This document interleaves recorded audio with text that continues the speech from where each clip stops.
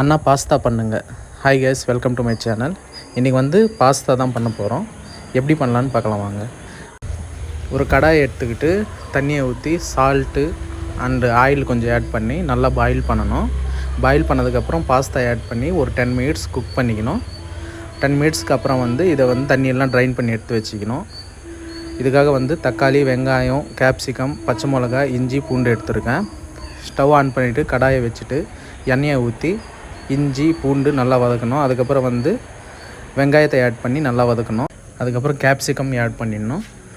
தக்காளியை ஆட் பண்ணிவிட்டு ஒரு 5 மினிட்ஸ் வந்து ஹை ஃப்ளேமில் குக் பண்ணிக்கின்னு தேவையான அளவு சால்ட் ஆட் பண்ணிக்கணும். அதுக்கப்புறம் வந்து ரெட் சில்லி சாஸ் கொஞ்சம் ஆட் பண்ணிவிட்டு அதையும் ஒரு 2 மினிட்ஸ் நல்லா வதக்கிட்டு மேகி மசாலா எடுத்துருக்கேன். நான் மேகி மசாலா வந்து ஆட் பண்ணி நல்லா கலந்து விட்டுக்கணும். அப்புறம் வந்து பாஸ்தாவை ஆட் பண்ணிவிட்டு நல்லா கலந்து விட்டோம்னா பாஸ்தா ரெடி ஆகிடும். நீங்களும் ட்ரை பண்ணி பாருங்கள். நம்ம சேனலை சப்ஸ்கிரைப் பண்ணிக்கோ.